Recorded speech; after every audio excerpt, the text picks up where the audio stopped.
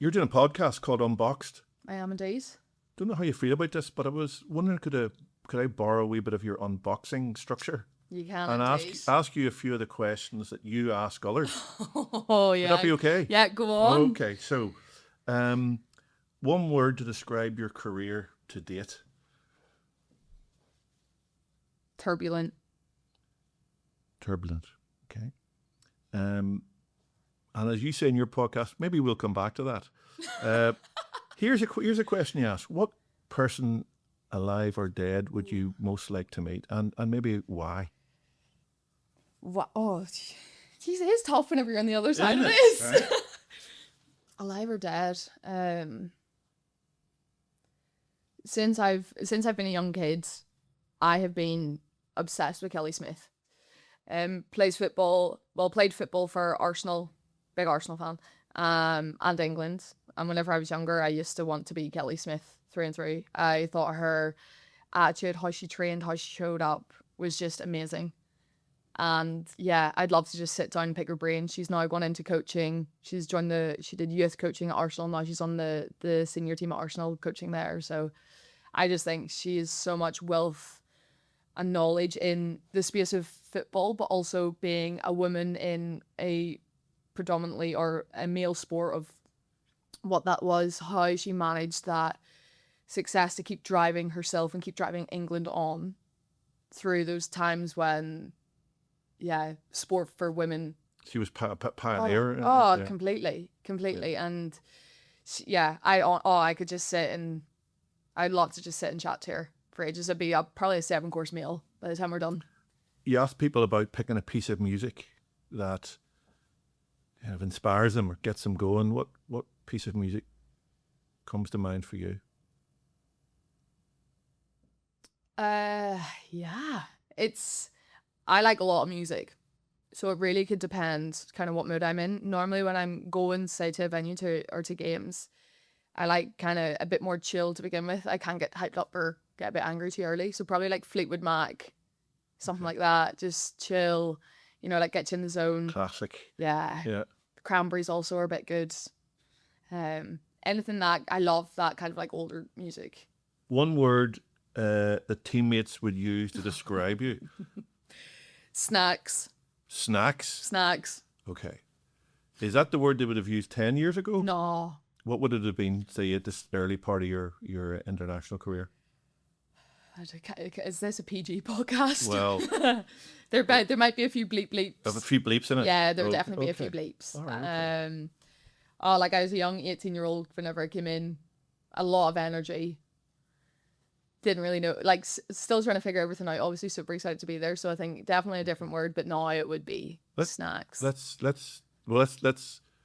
suspend your questions and stay with that idea of the 18-year-old Ayeisha. When you look back now, what's your memories of when you broke into the Irish team? I think you were still at Larne Grammar School. Or was I?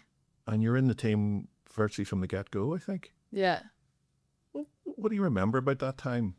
I was just in awe. Like, I remember the first time I ever got invited down to a national team session. I walked away, my whole bicep was black. Because one of the players, Audrey O'Flynn, smashed the ball. I was staying with Emma Gray, who at the time was the goalkeeper, absolute idol of mine, was tweeting her for years to be like, can I have your kit? Right. You need to pick the green one, sort of thing. So to then go in and actually be training with her and playing under her, I was just in complete awe. I thought she was the best in the world. And I just wanted to be like Emma. I remember getting told I was going on that trip to Valencia, or no, Terrassa. Yeah, Terrassa, where I was going to get my first cap. And the head coach at the time called my school. He called my school principal to be like, okay, I want to take Ayeisha on, but she's going to miss, like, it was around my mock exam sort of thing. Because I was in my A-level year and it was the day after my 18th birthday. The coach then was like, okay, we're going to put you on the second half today. I was like, no, it's okay. You don't have to. Mm-hmm. And he was like, no, I'm going to do it. And he's quite a dry, like Kiwi, so a guy from New Zealand, very dry, lovely man, amazing human. And he was just like, no, we're going to do it. I was like, no, darn, honestly, it's grand. Like, you don't have to. So it's like moments like that really stand out to me. And there'd be times where I'd be would have to be up early because normally goalies, we do extra gym sessions when tournaments and stuff are going on. And I had to be up studying. And so I was up at like 6 to do a gym session with Emma. So I was like, grand, I'll go back to bed for like 15, 20 minutes, an hour, you know, whatever it needs. Next thing, there's a knock on my door. The head coach is there to be like, Ayeisha, what are you doing? And I'm just popping out of bed and like, just having a nap. And he's like, no, get up, you're studying. So like things like that where I was just like so young, and I don't want to say babysat in a way, but I just had to be guided through that environment because I didn't know how to manage doing my A levels, and because for me hockey was everything. So I was like, oh, school's grand, like I don't really care about that. You were an adolescent in an adult world, I guess. Completely. How quickly did you make the goalkeeping position yours? In terms of age wise and timing of coming into the squad, quite quick. So Emma Grade retired, I think maybe 18 months after I got pulled in, and from there I was really fortunate that I was kind of given the reins and trust. I don't think at the time I believed that, and I probably still don't believe that I deserve to have that number one spot, but at the time I was just like, oh yeah, I get to play more games, like let's go. But I knew there was obviously older players who were still there, and I would have said better at me at the time, but I think a bit of politics came into play, but also a bit of, okay, well, we have to look to the future as well. Like being starting goalkeeper for your country at 19 it's on her, like there's you don't hear that. Formidable, yeah. What an accomplishment. You were saying about when you were told you were going to get the first part of this was to get a half, and you were going, you don't have to, and that sounds like a little bit of maybe nervousness or apprehension. But the other thing I'm wondering about is how quickly did you become like the gunslinger who kicks open the saloon doors and goes, I'm here and this is mine? I think once I go over those, I'd say first 10 caps, because you're kind of playing a half here, half there. You always know that it's not solely on me. Like when I go into a tournament, it was always, I'd be lucky to play like 2 half games, if that makes sense, out of 7 or 8 games. But then I think once Emma had retired and I had like probably 10, 12 caps under my belt, I was like, nah, like gung-ho, this is mine. Like I want to control everything. I want my defense how I want it. And I remember like early on, Shirley McKay, most caps, female athlete in Ireland, like phenomenal athlete and quite vocal on the pitch, we'll say that. Love her, great woman, love her to death. But I remember she turned around and screamed at me and was like, Ayeisha, you gotta talk. And then I was just like, oh yeah, I do. And then I think from there it was kind of like, right, come on, I gotta get myself into gear and really make this my own, because if I don't, someone's going to take it off me.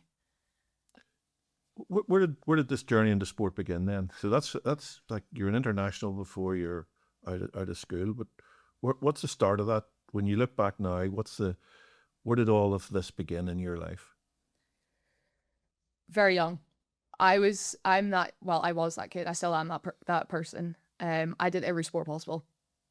You name it, I will have tried it. Might not have been good at it. Racket sports, not my best, but I did everything. I had a lot of family trouble at home. My mum was sick, single parent household. There was 4 siblings. And for me, sport was almost my release. It was my way to feel normal. It was my way to make friends and feel connected to people around me. It took a label or an identity away that I maybe put on myself or I didn't want to have. And sport was always the thing that was just there. You're just a kid coming to play sport. So I think from a very young age, I was like, oh, I love this. I want to do this. Are we talking about primary school years, yeah. right through into your high school or grammar school? Yeah, like I remember in primary school, like I'd be playing I was on the only girl on the football team with boys, and like that I was stubborn enough that I was like, no, like I'm playing. Like the coach would try and be like, no, but it might be, no, I don't care. How did hockey become this sport as opposed to the other sports you're playing? And was there another sport that you felt, I'm not bad at this, I could go in that direction? I'd say the main sports I did would have been like football, Irish dancing, athletics, and hockey. So they were kind of my main 4, plus all the others that kind of assisted on the side. I'm a power athlete through and through. So I think early on I knew I liked going fast. I have a bit of an aggression I like running into people and tackling people. So because I played football first, I think that gave me the natural transfer into playing hockey. So you play all the girls here, and a lot of schools might give it to the boys as well, Sure. to play hockey at a young age. Like I remember I like helped set up the team in my primary school. Whereas like I had to ask the teacher, because I played for Lauren Ladies at the time. I asked the teacher, I was like, oh, like, can we play hockey outside? Like on, I think we had concrete, just like a playground. And so like we set that, well, yeah, I set that up. I was like doing the drills. I remember I just needed a teacher to come and facilitate it. Wow. So that there was an adult. So what age are you at this point? It's probably P5, so Wow, okay. All right. young enough, I'd say. Yeah. Well, Irish dancing. Yeah. When did you start that, and for how long did you pursue that? I did it probably for about 10 years. Wow. So my granda used to sing in these shows. And I would remember watching clips of him singing. Right. Like if in put the videotape in, you know, you got to rewind it back, watch it again. And always in the like intermissions between him singing or his choir singing, there was these girls up jigging about. Right. And so Right. good old Lauren saying there. And so I would always try and copy it.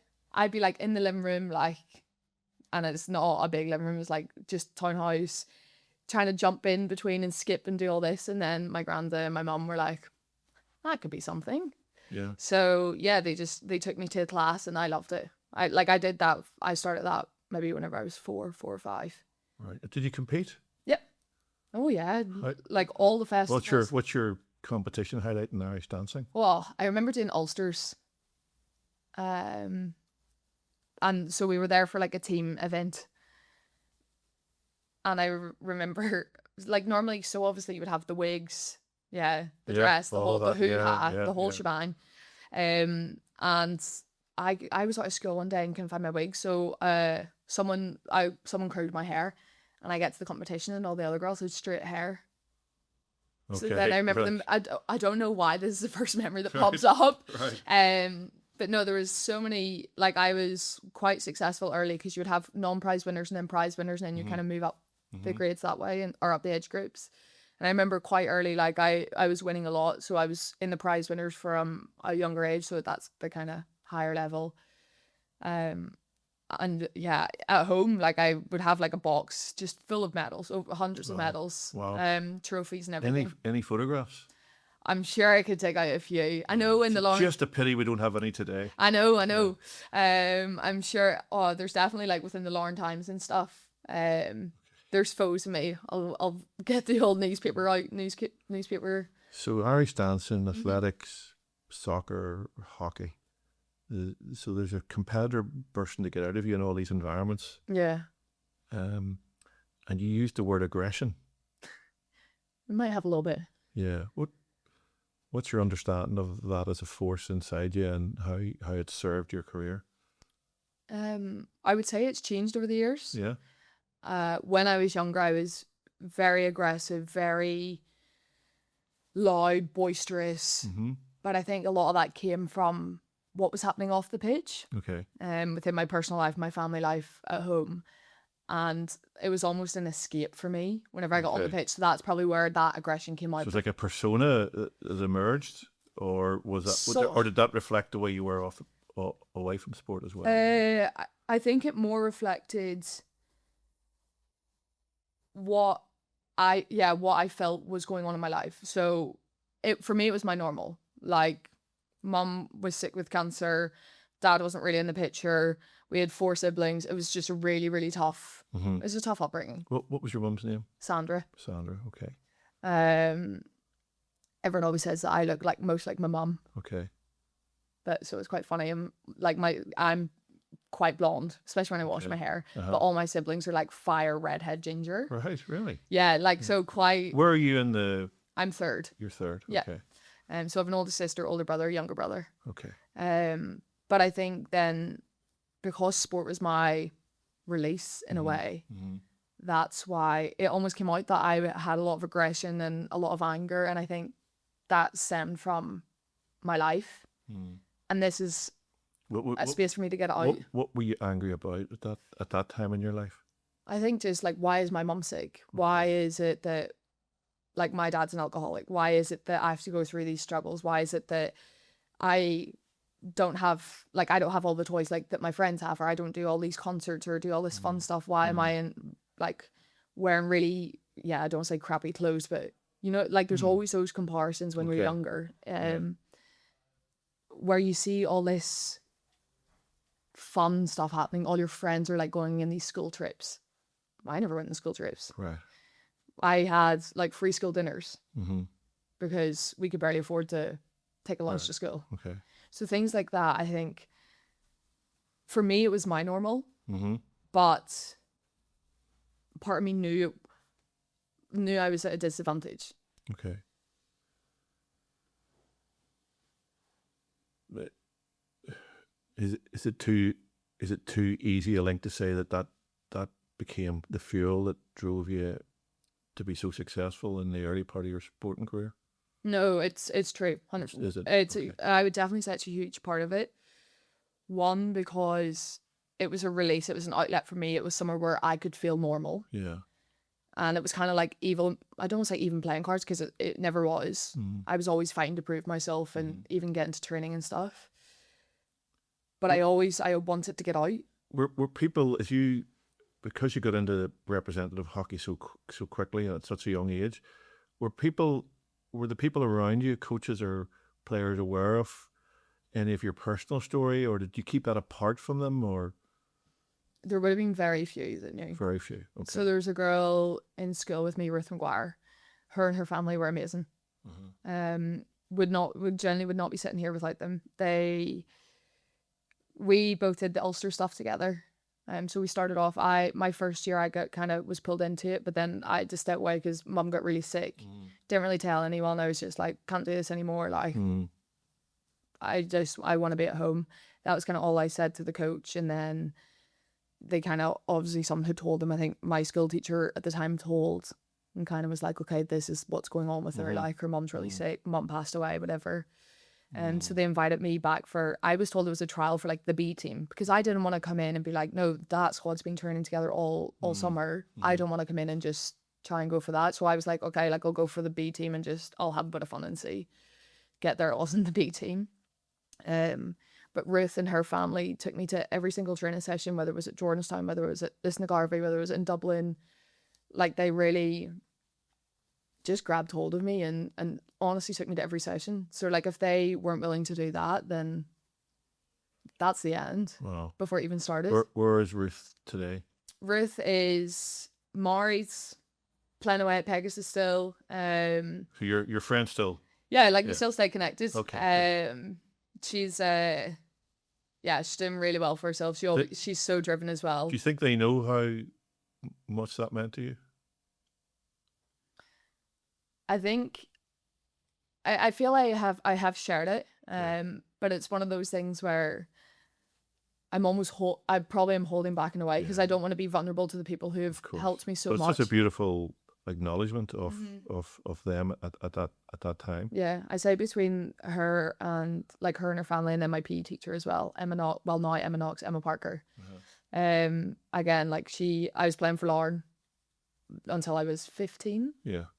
And then Randallstown, so my teacher's team needed a keeper, whatever she asked me. I was like, yeah, of course I'd love to come, but how am I going to get to Randallstown twice a week plus travel for games? Yeah. She's like, I'll take you. Yeah. So it's like generally between those two people. Yeah. What age were you when your mum passed away? I was 14. 14. Yeah. Oh boy. Yeah, and she was sick for a long time as well. Oh boy. Because I remember I was P6. And you at that age, you don't know what's going on. So you're what? But you know something's wrong. Yeah, I just knew mum was sick. And I still, to this, I can remember it so clearly, even how the classroom was set up. I just went up to my teacher. I was like, my mum's sick. She's got cancer. Turn around and walk back down again. And I just say the teacher probably had a panic. It's like, what do I do with this information? Do you know what I mean? But it's not until way later on that you actually realise the extent of it. Because you're just kind of like, okay, she's in that hospital. That's fine. It's like, oh, mum's going to get better. Like, that's all you know. Do you know what I mean? And then it's really not until like, okay, you see she's going for chemo treatment. I remember her ordering wigs off the internet. And I'd be stealing her wigs. Like I was that kid. Okay. I was a bit sneaky. And that's kind of whenever you're like, mum is sick. Right. But I never knew. And she, to be honest, she never actually told us. And I've had this conversation so many times with my aunt, where my aunt was like, you need to tell the kids. Like, you need to tell the kids What's this is happening? Yeah. this what is actually going on here. And she never did. And I think that if she'd have told us, it would have helped prepare us. Obviously, it's like, you don't want to tell your kids. You don't want to tell Trying anyone. to be protective. Yeah. Yeah. But I think maybe in the long term, it actually probably did more damage, because all of a sudden we're there, we think she's getting better, and then Right. she's not. She's not there. Mm-hmm. What happened then after that? You're 14 Mm-hmm. and your dad's not on the scene. Yep. So Well, I remember I went into school the next day. I was adamant Right. I was going to school. I couldn't stay at home. My siblings stayed at home. I can't sit here.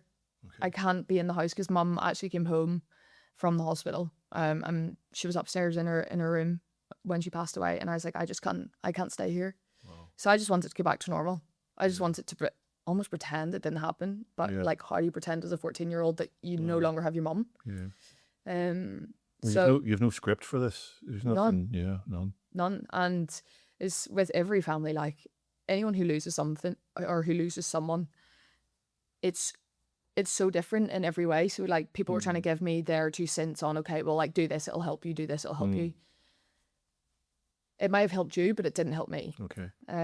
So I ended up going to school, and I remember I went in, bless my uncle.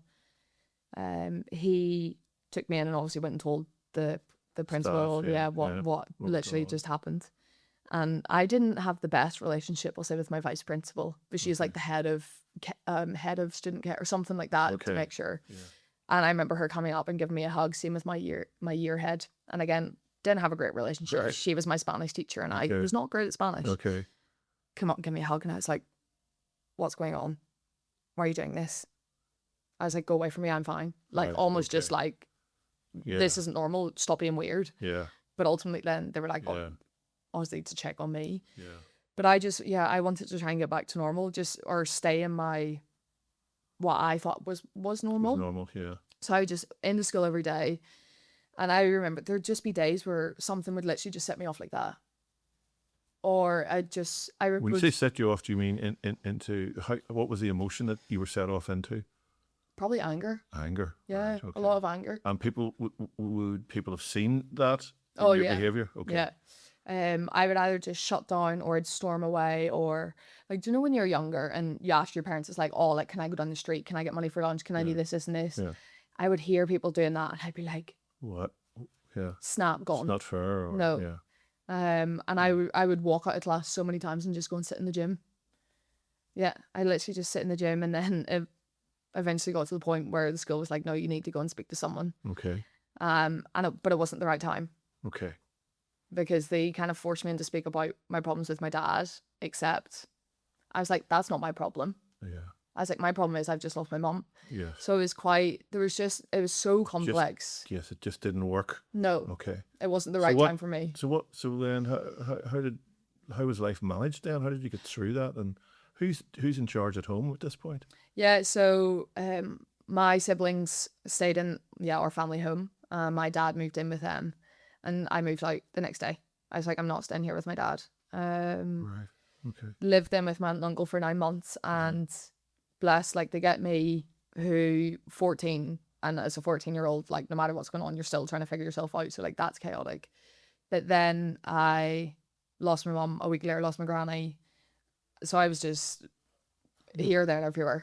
Bereft. Yeah. Like, I didn't even know what was going to happen next. So I lived with them for 9 months. Meanwhile, like, my 2 brothers had went into care because my dad was not able to take care of them. He's an alcoholic.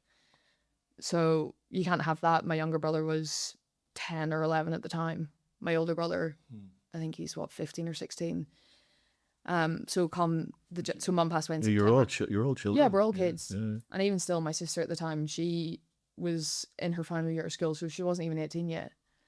But so they go into care. Are they in the same place or scattered? So my 2 brothers go together. Okay. The social worker said to my sister, you're almost 18, no one's going to take you. So she was left by herself. Yeah, so she pretty much like stayed in the family home with my dad because she had where else is she going to go. And then so I was living with my aunt and uncle. Eventually, then it got too much just for the relationship between my aunt and uncle and myself that I ended up going into care then as well in June the following year. Yeah, so and now looking back at it, it was the best thing because my relationship with my aunt and uncle is amazing. Every time I'm home, I stay with them. I will, like, Eamon's very into the hockey. So, like, me and him would just chat about that or chat about sport. And then my aunt, again, very, very close with, would turn to them for everything. Wow. So, what do you remember about being in, what was being in care like? You always just felt like an outsider. So, I was fortunate in a way. The family I lived with was in Larne, well, just on the outskirts of Larne. And they had... So it was like a fostering arrangement, yeah. Yeah. They would always normally take short term, like so it'd either be respite care or just short term placements. I was the first long term placement they had, and they knew a bit about the story because their daughter was friends with my sister, so they kind of knew what was going on, what had happened with mum and stuff. So I went in with them, and I remember going from aunt and uncle's house, like 2 bin bags, all my stuff, off I go. Right. Like that was 2 bin bags. That's my life. Okay. And it's nothing on them. Yeah. I hold nothing against it was just the situation at hand. Yeah. And yeah, get there, and I went out for dinner beforehand once and then went back. But then I remember I'm just dropped there by the social worker. She stayed for like 20 minutes or so to make sure I was all okay. I was like, well, that's it. Yeah, that's it. So they take me down, they show me my room, whatever, like, and not like now, even after, whenever I think about it, I'm like, they really did treat me like one of their daughters. Okay. And they were so good in that sense. There was a lot of miscommunication from the social worker side on both parts. The family was just told that I was just a kid, played a bit of hockey. But like at that time I was already in the Irish underage stuff. Yeah, it was more than a bit of hockey. Yeah, it was way more than a bit of hockey, and way more because I was representing Northern Ireland at the UK School Games. I was going to football trials. Like, it was way more than a bit of hockey. Yeah. So they kind of kept that, but I also wasn't told that they didn't know that. So eventually, then friction started to build up, but it was because you were pushing into that world, and maybe they didn't understand how important that was or what was entailed. Yeah, and the fact that. Like the V-Day, like I remember every Thursday morning, I'd be up at like 5:30 because I would walk down to the train, which is like maybe a 30-minute walk. And they lived in Macromorn, so it's like bit in the country, like. Okay. Walking down to the train to get the train to Jordanstown, to gym at Jordanstown, get the train back to school. Right. Go to school for the day. So like things like that. I was 5:30 in the morning. Yep. Walking, right, okay. In all sorts of weather. Oh, aye. Yeah. Like there'd be times I'd be walking down, I had my art folder over my head just to protect myself from whatever's coming. So sport, I don't know if at that stage you were seeing sport as either a refuge or a direction or an identity that was somehow a way out of what seems like a really tough time. Yeah definitely, because it sounds lonely. Was it lonely? Yeah. Right. Hola. There were so many times where I was doing it for myself. Yes. Because I felt I had no one around me. Yeah. I know, looking back at it now, I know I did. Yeah. But I'm a 15, 16-year-old. Is it okay to keep? No, I'm okay, honestly. Okay, yeah. Okay. Like as a 15, 16-year-old, how do you turn around and go to someone and be like, I'm really struggling, I need help. I want to do this, but I don't know how to do it. I'm thinking, like, I'm trying to imagine an elite sporting career, and I have to try very hard to imagine that. Yeah. And you know, and pressure and things that happen in tournaments or in teams, and then I'm looking at your early life, and I'm thinking that stuff is nothing compared to nothing. The drama of that and the tensions that can build up around that is nothing compared to this. Yeah. Is that how it's of all the things that you're talking about how you've had to deal with the loss of your mum and the adversity that followed, do you think that gave you a different, How did that shape your sporting mentality then when you came into sporting drama? There's a few different ways that it's kind of changed over the years. I think initially it was, this is my identity. I'm Ayeisha, the hockey player. I need to do this to get out of Lauren. I need to do this to have an opportunity at a life. And it probably wasn't until actually quite recently, I'd say probably the past 3 years, where I've actually sat down, and you kind of go through that phase like in your mid-20s and you're like, what am I doing with myself? And it probably wasn't until then when I actually dealt with a lot of stuff that went on whenever I was younger. Okay. Had to step away from my national program, got professional help that I really, really needed. Okay. That I actually learned to understand that, okay, that was normal for me. Yes. It wasn't normal. I've now accepted that.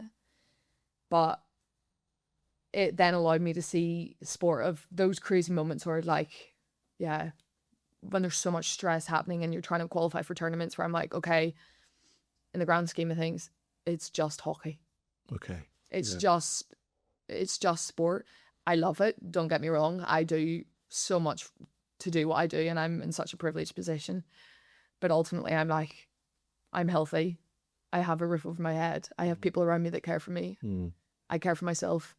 That's pretty good. I'm just a cone and getting hit with balls for a living. Okay. So I'm able to break it. Now that's how I see it, because I'm like, there's more important things in life. Okay. So you've been a fighter.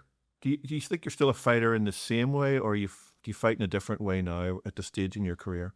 Because I know you've had a series of very bad injuries that have, disrupted your playing time recently. But do you think you fight in the same way? Is your motivation now changed from, that young person who was, going down to get a train to Jordanstown, to go to a gym, to go back to school, to eventually break into breaking in very quickly into international hockey?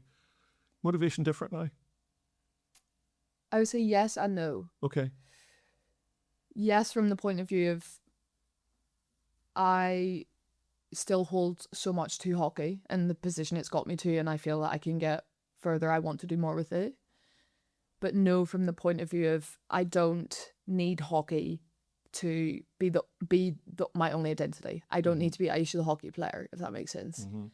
So I'm able to use it, and I can see that I'm now more open to the idea of other things, open to the idea of, okay, well, yes, hockey is very important to me. It's brought me so far, but I can't just put all my eggs in one basket. I can't just have this as my only identity, because if I have no breakaway from that, that's when, for me, I really struggle mentally. I get locked into that. I almost panic, as if like, okay, well, if that doesn't work, then what's going to happen? And I think that that's something that is trying to just find the balance with that, where it's, okay, yeah, I want to pursue hockey as much as I can, because ultimately, like, when I go into the adult world, you're working until you're however old.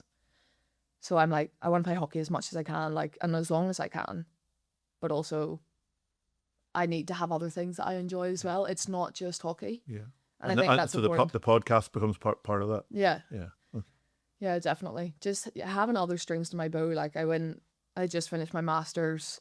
Like, I'm doing other bits and bobs. I'm trying to get back home more to see my nephews, because that's important to me. Okay. As that they're like, my nephews are just as important to me as what hockey is, if not probably more. Lovely. So it just gives. How many nephews have you got? 2. What do you call your? So Leo is 4. Shout out Leo. Yeah. Oh, he's an absolute gem. I'm Auntie Isha. I play in welly boots. Okay. Yeah, so he sees my yellow leg guard, and it's wellies. Wellies, right? Yeah. Okay. Some sort of like Bob the Builder vibe. Yeah. And then Albie is 1.5 years, and he's the second. You've had a couple of really pretty nasty injuries. Where are you now with that? We're doing this at the start. Mid January. Yeah. 26. Yeah. How close are you to getting into goals again? Hopefully sooner rather than later. I'd say probably until I'm fully back fit, it'll be another couple of months. But that is just an overall, because my training load, essentially the past 2 years, I've pretty much been injured.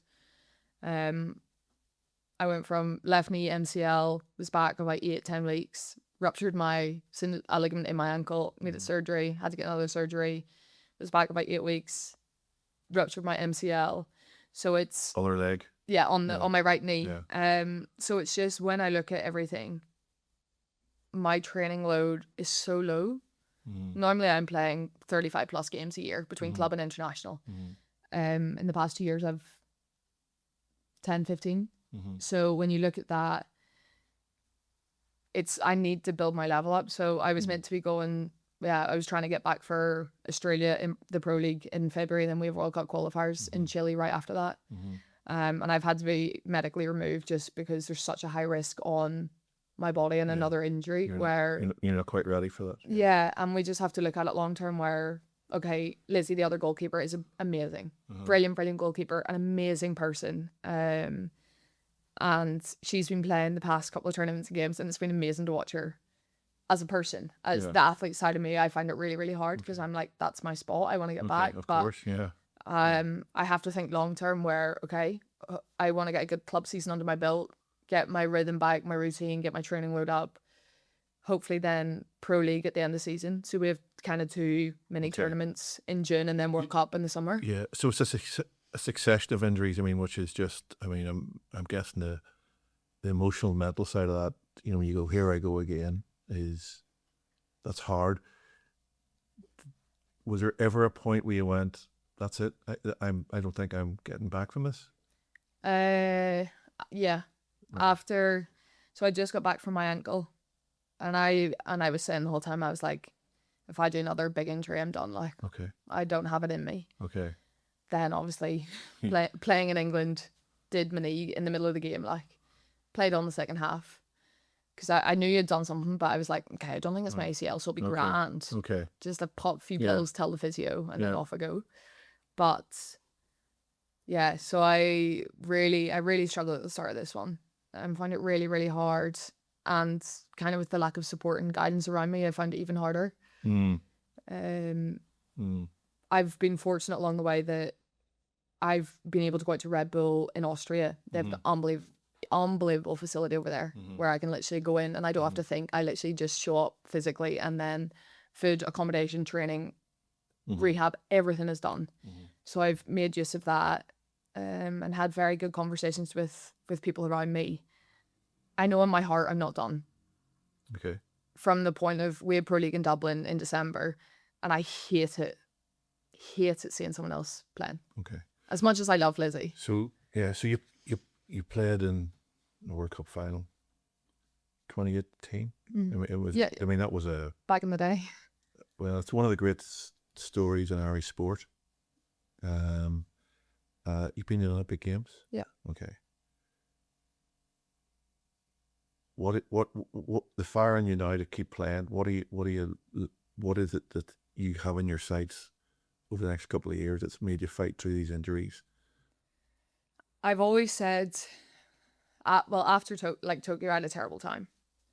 And I think since I stepped away from the sport and took time to actually figure out who I was, fix a lot of my, fix myself in a way, I've always wanted to do myself justice and actually go back and enjoy it. I feel Tokyo, I performed, but I didn't enjoy it. Okay. And I want to, and also it was the COVID Olympics, so like it just, everyone who has been to multiple Olympics has said it's obviously not the same. Yeah, no, like you're playing in these amazing facilities with 0 people watching you. So the connection to what it wasn't there. I feel that I have more to give. I think I've cheated myself out of how good I can be from like a protective mechanism. Okay. I want to be the best version of myself while doing and pushing to achieve something at that level, because then I can ultimately then, whenever I retire, look back and say, okay, I really give it everything. Yeah. I think until recently I was relying a lot on talent and mediocre work. Okay. And it's not until you actually have 3 big injuries that you can then turn around and be like, okay, did I really buy into everything? Did I really do everything in my power? Probably not. Okay. Because I always felt that I was fighting against something or trying to fight for the team. Or, Okay. do you know what I mean? There was always something that I felt I was fighting against. Yeah. But ultimately, as an athlete in quite an underfunded team sport, ultimately, if you fight for yourself first, then that's the best I can do under the circumstances that we have. And so that's kind of what I've promise to myself in a way that like Okay. So it sounds like a really important psychological shift, mhm. and also hear you saying that the best is yet to come from me. I hope so. Yeah. I think especially in goalkeeping, like experience is so much. What do you think you're you're more open to now, or buying into more in the next phase of your career that maybe you kind of didn't embrace fully? That's come out of this sort of injury rehab period. Being a better person and being a better teammate. Oh, okay. Yeah. All right. I was quite selfish. No, that's not a lie. I was very selfish. Okay. And I get in international sport, top sport, Yeah. when you're pushing to be the best, when you're pushing to get to these tournaments and to win, you need to be selfish in a way. Mm. But I almost took it in the wrong way, where I felt that my team was dependent on me. Okay. Did you? Right. So, I mean, it's quite self-critical. It's a very self-critical thing to say. Is that something you've kind of worked out in your own head, or has that come out of a conversation or a relationship where someone has said, "There's a few things you need to look at"? I'd say probably a combination of both. I think so. I've very good sports psych and clinical psych that I work with. Mags McCarthy, who's just left our team, one of the best sports psychs I've ever worked with in the world. That woman is phenomenal. She played hurling for Kilkenny at a very, very high level, so she understands playing at that elite level, that competition, what it demands of you, but also the importance of like having a good team around you. And we we would always say she's one of the girls, because she did, as soon as she came into our team, her first trip away was to Japan the year after the Olympics. And I'd never met the woman until then, and Sean, the head coach at the time, made me call, like, she had a conversation with me, and I was like, I don't believe in sports psychs. Like, they all talk crap, they all talk the same story, the same book, Grow the Bamboo and all this hoo-ha. I don't know what the bamboo reference is. I'll hear about that later, but anyway. Oh dear Lord. Yeah, Okay. you will. Yeah. But there's just something about her straight away that was different. There was a connection. And, straight away. And that woman knows things about me that no one else does. And her car, I still say to her, it's getting a spiritual burning because it knows too much. Okay. But she... So some of this evolution is being a reflection. It's not just being you looking in the mirror, but it's having the support and attention given to you by someone who knows what they're doing. Yeah. Yeah. Okay. It's also being open to being challenged as well. Okay. Because when I was younger, I had the mindset, okay, I had a lot of success early. So I was like, okay, well, I'm here. Like, none of this fluff is going to help me. Okay. And it wasn't until a lot of things went wrong within the national team, culture-wise, was challenged. Yeah. Personally, I was challenged. Also with a lot of my childhood trauma. There's a lot of things that just, it's intertwined and connected. You might not, but that's the thing. A lot of people think that athletes or people that play sport, or anyone in general, a lot of people are identified by their job. So people would just be like, oh, I play hockey, that's all I have to worry about. But actually, I have a life that's going on that is probably going to spill on at times. And I would say I am quite an aware person in my own self and reflections and things like that. But then when you have conversations with people that you trust or develop that relationship with, it allows you to be challenged or be questioned in a way to make you think different ways. And I think I was very rigid that people, Mags and then my clinical psych, they just allowed me space to be vulnerable, to be uncomfortable, to actually look into that. So Mag has moved into, gone somewhere out of your environment. Is there someone else that fills that role for you now? Well, at the minute within the team, there's not. Okay. I think that's something that is really important that gets filled, not just for me personally, but for the team. But it sounds like it's very important for you. Yeah. Personally. Yeah. Can I ask you about being a goalkeeper? Yeah, go on. Go on. What do you think I'm going to ask you? Oh, who knows? Honestly, I could go anywhere. Right. I mean, it's an exceptional position. you're the last line. Yeah. Yeah. Yeah, it's a bit pressure. Yeah. A bit of pressure. I bet. Yeah. And in hockey, you can play a soccer match and maybe as a goalie, actually potentially not have to make a save. Mm-hmm. It's not like that in hockey. Mm-mm. What is it about being a goalie that you've sell being a goalkeeper to the world? For anybody listening, anybody might be listening to this who's thinking, I wouldn't. I'm playing hockey. I wonder if I could be a goalie. No, all those people that think goalkeeping's easy, just stand there and get in the way. You can be the absolute hero, but you can also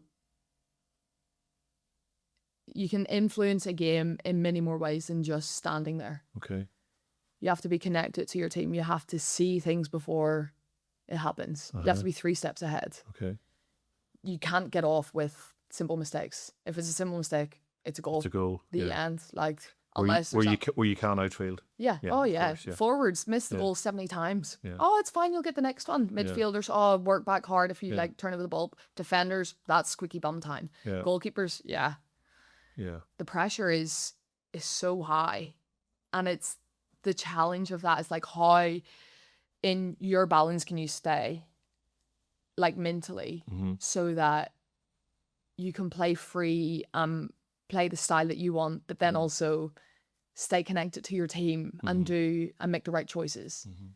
So it's just like a big puzzle. It's fun in that sense, but obviously there's times where it's hell. You make the biggest blunders in the world. Oh, I've went to kick a ball and it's just rolled under my foot because apparently a hole has appeared in my foot. So things like that. It's so. Is there one of those? Is there one of those kind of moments that stands out for you? Yeah. Where was that? Was that? We're gonna talk about your heroic moments in a second or two. I'm gonna ask you about that. But what was one of those ones where you wanted the ground to open up? Oh dear Lord! So my first season in Holland, and we were playing at home, big crowd because the men were also playing after us. I remember we were playing hurley. We had a lot of possession, a lot in their half, whatever. One of our defenders, so we call outletting. Do you know when the back four just like passing around trying to find an opportunity? Yeah, find space, move to the opposition. They just had a missed touch, so it literally went from like our 75 into our 25, and I was like, oh, it's grand. Like, I'll run out and get it, pull it into the circle, and then kick it. For those who don't know hockey, a goalkeeper can only use the stick outside the circle. Inside the circle, I can use my feet. Yes. Yeah. So you come out of the circle? Yeah, so I come quite far out of the circle. It doesn't seem to me that easy a thing to do with all that gear on. It's not. When you've done it for a few years, you kind of learn. It's like a second skin. Okay. So I run out of the circle. I'm like getting the ball, and then in my head, I just assume I have all this time. So I'm like, okay, stop the ball, look up. One of the opposition is, when I say right there, I'm like, Double. Panicking. I don't know who I thought I was. So I'm like trying to like tap it back into the circle with, and I should have just hit it out of play. No, I didn't do that. She takes it off me. And bear in mind, if I touch the ball outside the circle with my feet, it's a corner, which is like quite dangerous. And I'd probably get a card and be sent off. So yeah, she takes the ball off me, passes it to someone. Go. Oh no, I mess up even more. So that's fine. I'm obviously well out of the play. There's a girl, one of my defenders is marking someone at the back post. She then steps to her. But the girl who takes the shot, it actually goes wide. And so it's the girl at the back post who scores. And I'm then shouting at the defender. I'm like, why did you step off her? Why did you not mark? And they're looking at you going, right.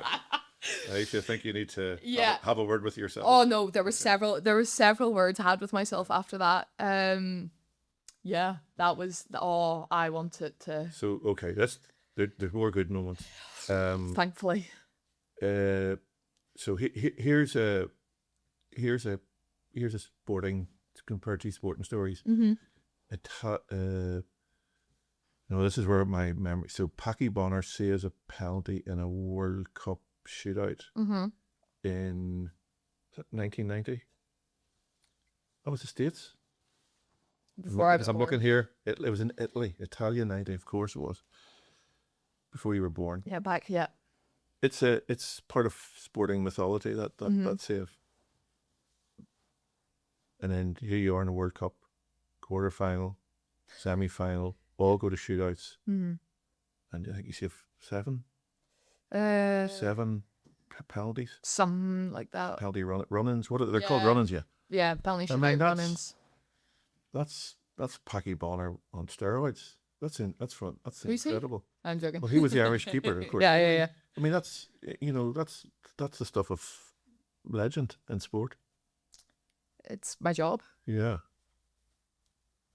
It's Yeah. your job. Oh yeah, it's my job Yeah. to stop it. Like that's how I see it. Is the girls who go and scored, or the girls who Is that what is that? But is that? Courage? Is it mindset? Is it incredible agility? Is it how you're good at reading a player? I mean, that's a very, very high success rate. Yeah, I think it's especially with shutouts. So before it used to be penalty strokes, which is kind of like a penalty kick in football, Yeah. where just Yeah, bang. Yeah. and it's I hope for the goalkeeper just pick Yeah. a side and hope they Yeah. go there. Shutouts, you can show more of your athleticism. You can show more technique, decision making, how agile and clever we actually are as Yeah. goalkeepers. So when it went to shutouts for both of them, I was like, right, it's time to do my job. Yeah. I'm here to, of course, play in the games and perform in the games and keep it at a 0 or keep as many shots out as possible. But when it went to shutouts, I was like, right, I can do this. I've had experience of it quite a lot before in other tournaments, and I've only, until that moment, lost one shootout Yeah. in my senior career. Since then, we've lost a few more. But going into that, I felt confident in myself. I had to not worry about the field. I needed the field players to score. I needed them to essentially do their job. Yeah. To make the game winnable. Yeah. Yeah. And so I always say, like Nidge and I, my goalie coach, we would always talk about, okay, if I save 2 or 3, I'm giving us a chance. Mm-hmm. But they have to score. It's up to them to take it. Okay. So, yeah, somehow I did that. And Well, I mean, after those games and the run up to the final, like what was it? Was it was it an incredible high, or was it just like, oh, job done, move on? Like, it was a weird mix of things, because obviously we were never in a million years expected to get to a World Cup final. no, Like, oh, never. Like, it's the tournament. I still say the tournament was set up for England. the only Irish team to make in all sports, both genders. a World Championship final. Yeah. Yeah. And like even some of the stories we heard from it was insane. Like the Galway races were paused Yeah. for the shootout against Spain. Like what? Wow. The Galway races doesn't stop for anyone. Yeah, and you're their central character. So was it? So we said it's a mixture of things. What was? What do you remember now, 7 years on, about what that felt like? Because if you retired at the end of that tournament, people would be saying, "What an amazing career." Oh, I was happy out to retire Okay. after the Olympics, but not now. I want another one. I remember being like, "Yeah, I did that. I finally showed people that I'm good enough to do this." Mm-hmm. There was obviously the elation and the realization of, wait, what just happened? Did I actually do that? There's so many things. But that tournament, so this is how kind of snacks came about, because that tournament, and I'm not promoting this to any other athletes, it's very much an individual basis. I would have like a share bag of chocolates every night at that tournament. Okay. So I did it the first night, and then obviously like we did well against USA, and I So said, you well, have then to keep this going. yeah, we have to keep going. So there was just kind of this, it was just mayhem, because we're also living in our own bubble, and we're hearing all these people coming from all over Ireland to come and watch. They're getting boats at 2 a.m. They're paying hundreds, what is normally like probably like a 50-60 euro flight from Dublin or from up here. Jacked up. Oh, it was 300-400 quid a flight. So it was just mayhem. We're like living in this bubble. We're like focusing on the next game. It's just like, right, okay, the next game. The semi-final, we're like, this is our World Cup final. If we do something here, we're guaranteed a medal. First time in history. So it was just mad. It's mad even thinking about it. And I was actually talking to one of the girls the other week about how in the hotel we were in, it was a tournament hotel, so it was about 7 or 8 teams. And once the games were done and once we got kind of through the knockout, every game was kind of like, oh, and another one bites the dust. Because we were Right. You were still there. yeah, we were they're somehow still there. starting to pack up and go. I know, honestly, and oh no, the best part was seeing, so we shared a floor with the English and seeing them packing their bags and leaving. Oh, it was fantastic. Because they was, I mean, you know, They like they would have been well ahead of you in the oh on the book with the bookies. Yeah. well ahead. Like we played them. They had 17 corners against us, Uh-huh. like penalty corners against us. Yeah. That's an insane That's number. mad. Yeah. They scored in one of the corners, but only because my defender, like, she touched on the inside of her left foot, which you don't do as a right post, and deflected it past me. Okay. Apart from that, it was just, we're like, how on earth like, you guys really messed that up. Yeah. So there's moments like that where Well, yeah. If 17 short corners sounds like there's a bit of decent defending going on as well. oh no, 100% Yeah, there was. yeah. Oh, like the first runners in that tournament class. Yeah. The amount of touches they would get, and they get hit, and we'd all be celebrating as if it was a goal on the other end. Yeah. It was absolutely class. Like, we were just like, small wins like that for us was amazing. And we had so much going on off the pitch that as a group of players, we were just like, no, we're here to do this together. Like, we have slogged for years. Like, people just think, oh yeah, we had this whimsical run in the World Cup. That team was probably 6 years in the making, with a few younger girls coming in. But that didn't just happen overnight. That was a collective of some staff members, a group of players really coming together to be like, nah, we're finally here to show like we can actually do something. What incredible memories. Wow. We're talking about goalkeepers, and then you meet Anne Venendal, and she's your partner, and she's an international hockey goalie. How on earth does that work? Apparently it does. Right. Do you talk a lot about goalkeeping? See, everyone asks us this, and I'm kind of like, I'd like to hope. So not the most original question. No offense, but Okay. no. I might have heard only a few times before. Okay, yeah. But Well. yeah, of course, we talk about it sometimes. It's not the being of our relationship, but we get asked quite often who's faster. Okay. I'm faster. Right. And who like people are like, oh, who's the better goalie? Okay. We both have very different styles. Yeah. We play on very, very different teams. She plays on the best team in the world. She plays for the Dutch national team, who, for the past guts of 10 years, Yeah, they're dominant. Yeah. dominant is an understatement. Yeah. So she needs to be ready to switch on and make a save. Like, it could be like the 57th minute, she has to make that save to keep the clean sheet. Okay. But bearing in mind, I'm on the other end, so playing her team. 17 short corners later. Yeah. 17 short corners later, and it's only the first quarter. Yeah. So it's very different, but yeah. Was she in goals in No, so she was in goals in the World Cup final. Oh really? Yeah, so there's that. It's really we didn't. Goalkeepers know each other. Does your relationship start after that? Oh yeah, Okay. Sorry. it was like the 20. Maybe just as well. Yeah, Yeah. yeah. But we've played against each other quite a few times. Really? And I am normally on the losing ends. Okay. And I don't take losing very well. Are your personalities between the sticks similar or very different? No, so different. So different. So different. And what would be different about the way she would keep goals around that whole leadership piece? Well, she's quite, and she would say it herself. Like, she's a bit of like a show off. Oh. Like, she does a few show dives. Are you so? Hold on. As a former Irish dancer, you're saying you're not a show off? No, I'm honestly not. So you're not? Okay. Not right. I'd be quite like, say if I make a save, I'd be like, get up, like organise my defence like straight away. I'm like, what are you doing? Turn around, like blah blah blah. Okay.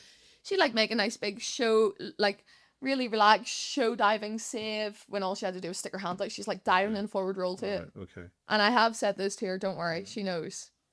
And then she just stand up and be like, meh. Like, she's very nonchalant with how she plays. Okay. I would be a bit more almost on that like aggressive kind of push the edge. So not better, just different. Different. Not better, just different. And I would always say that, like, I think we would struggle to play in each other's teams just because I'm so used to like always like fighting and getting 27 million shots a game. But she might only have to get one or two, maybe a few more with her club team. So yeah, that's a really yeah. It is different. So it's a different mentality. yeah. It's different what you have to face. You're busier. I am indeed. Yeah. You're more challenged. Yeah. We're gonna bring this to a conclusion. Yeah. I had a look at your Instagram, okay, and I can't remember what you were talking about, but in one piece you're in your apartment, and I noticed a bookcase behind you, Yeah. and I paused it and I looked at the books, and I saw, so here's something we do have in common. It seemed to be a love of crime fiction. Mm-hmm. Okay, Yeah. so I have something for you. Oh, go on. Two novels,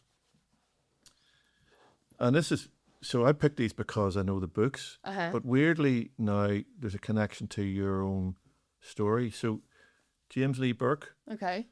sets his novels in Louisiana. So we're in the south Oh, yeah. of America, and they're very gothic, noir, existential. This guy's trying to work life out, and he's a recovering alcoholic. Wow. In the character, Mm-hmm.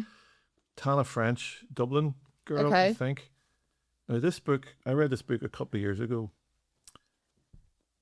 There's a young woman in it is a central character, Mm-hmm. and just like you, she is a fire inside her. So you'll find that out when you read Mm-hmm. the book. So those are for you. Thank you very much. And Ayeisha, we could have talked all afternoon.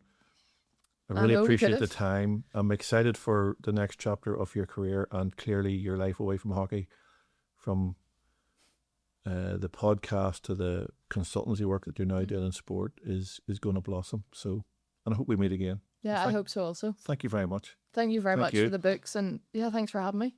I've really, really enjoyed this. Pleasure. Thank you.